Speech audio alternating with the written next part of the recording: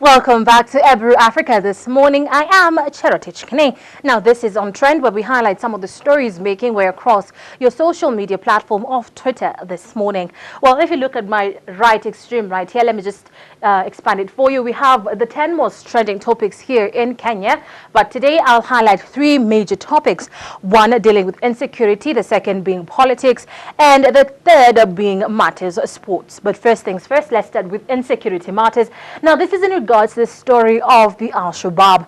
Now, the Ugandan military is being questioned over its role in the peacekeeping mission in Somalia, Mogadishu. Now, this particular story comes in after allegations are surrounding the role that Ugandan military is playing. Now, the allegations goes as they are taking part in trading with the Al-Shabaab and also selling them food and as well as weapons. So indeed, making the curbing of the particular outlawed Al-Qaeda-linked group quite a hard task for the AMISOM, that is the African mission in Somalia. So indeed, we're waiting to see what responses comes in from the from our Ugandan counterparts after the military officials in Somalia refused to comment on this particular story pending the judgment by the judiciary in Uganda, because this particular case is pending in the judicial system.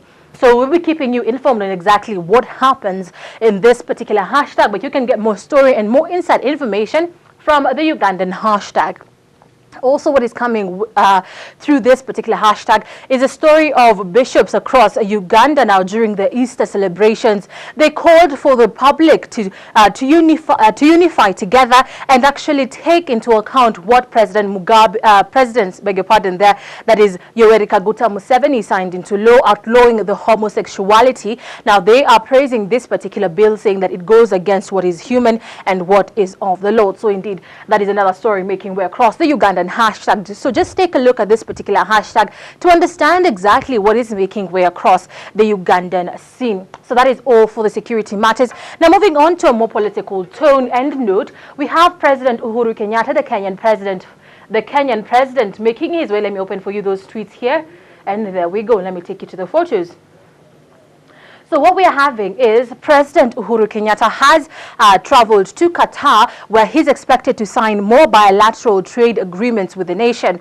Now, this follows over a week ago where he was, our president again was in Turkey, where he signed over 9 agreements ranging from education all the way through to the textile industry. So indeed, Kenya is broadening her bilateral trade relations with other countries in a bid to boost her economy and also in a bid to create jobs, which was in the Jubilee government manifesto as they were seeking power and the voters' choice during the 2013 ballot casting. So indeed, this is quite a very good story we are having here.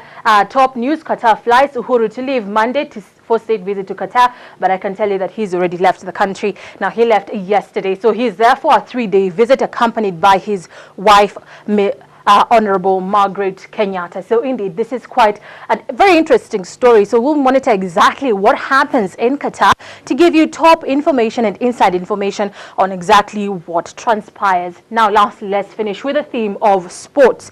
Now, yesterday we had West Bromwich take a 3-1 defeat against Manchester City, but what I can say is this is indeed a particular good winning for Manchester City, who have been down when it came to matches against Sunderland and Liverpool. So indeed, this was a much needed win.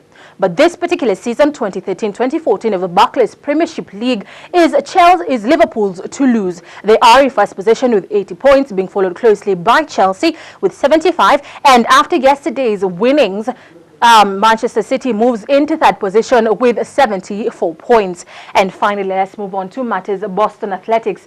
Now, after the terrorist attack of 2013 of the Boston Marathon tracks, where 3 people were killed and over dozens were injured and left without limbs, Yesterday, the athletes came out in large numbers just to prove that indeed the game cannot be tainted by the terrorism groups around the globe. So indeed, in the Boston Marathon yesterday, we have Kenya taking the lead in the women's category, with Rita Jepto setting a new course record for this particular race, coming in and clocking in at 2 hours, 18 minutes and 57 seconds, where also we saw US in the men's category just taking a much needed win after a 3-decade strife in this particular race, where Eritrean born but raised in the US, that is Meb, I cannot spell the other word, Keflezigi, I hope I've spelled it right, clocked in at 2 hours, 8 minutes and 37 seconds. So you can find all your latest updates. This is